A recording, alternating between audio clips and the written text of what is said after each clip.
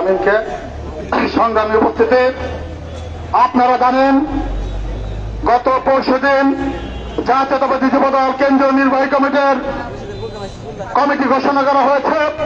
সারা বাংলাদেশের যুব সমাজের হৃদয় স্পন্দন, আমাদের সকলের প্রিয় ভাজন, আমরা একসঙ্গে কারাগারে দীর্ঘদিন থেকেছি।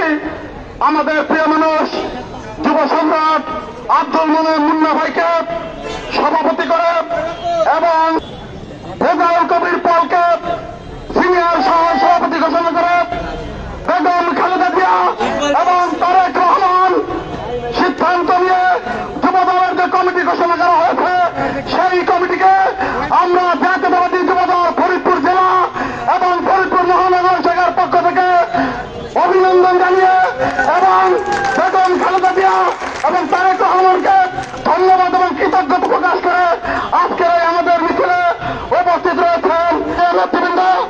আপনারা জানেন দীর্ঘ লড়াই সংগ্রামের মধ্য দিয়ে আমরা ফরিদপুরের রাজপথে আমরা দিনাতিবাদ করছি। প্রিয় নেতৃবৃন্দ, বিএনপি, যুবদল, ছাত্রদল, স্বেচ্ছাসেবক দল সহ কেন্দ্র ঘোষিত সকল কর্মসূচিতে আজকে এখানে যারা রাজপথে রয়েছেন এই সমস্ত নেতৃবৃন্দই সারা বছর রাজপথ আন্দোলনে ভূমিকা রেখে থাকে। নেতৃবৃন্দ, আমরা বলতে চাই ফরিদপুরের রাজপথে অতীতে যেমনি ভাবে আন্দোলন সংগ্রামে জাতীয়তাবাদী যুবদল ফরিদপুর জেলা এবং মহানগর শাখা ভূমিকা রেখেছে, ভবিষ্যতেও আমাদের আব্দুল মোমেন মুন্না ভাই এবং নুরুল ইসলাম নয়ন ভাইয়ের নেতৃত্বে আমরা এই ফ্যাসিবাদ আওয়ামী লীগ বাংলাদেশ থেকে বিতাড়িত না হওয়া পর্যন্ত, বাংলাদেশের ডাকাতি হওয়া গণতন্ত্র পুনরুদ্ধার না হওয়া পর্যন্ত আমরা ফরিদপুরের রাজপথ ছাড়ব না।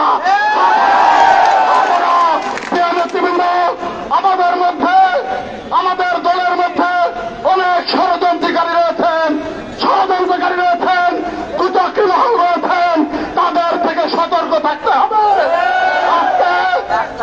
আজকে যারা দলের মধ্য থেকে ষড়যন্ত্র করছেন তাদের উদ্দেশ্যে বলতে চাই, রাজপথে নেমে আসেন, রাজপথে প্রমাণ দেব ফরিদপুরের মাটিতে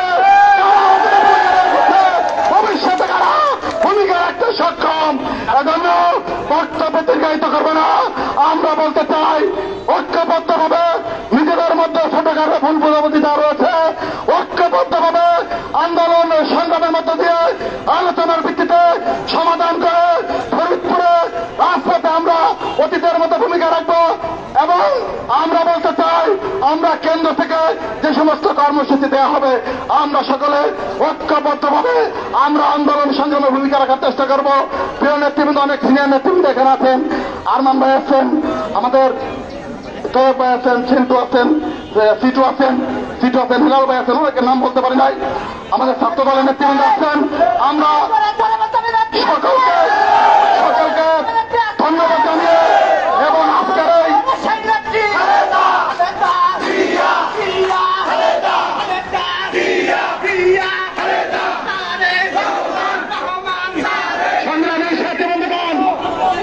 সংগ্রামী সাথী বন্ধুগণ, আপনারা দেখতে পাচ্ছেন আমাদের ভাই বোনেরা রাস্তায় আজকে একটা আন্দোলন করছেন কয়েকদিন যাবৎ।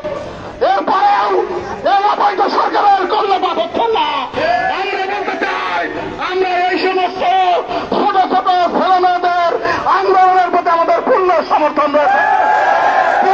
আমরা বলতে চাই, আমাদের নেতা তারেক রহমান ঘোষণা দিয়েছে কোটার বিকল্প নেতা হতে পারে না।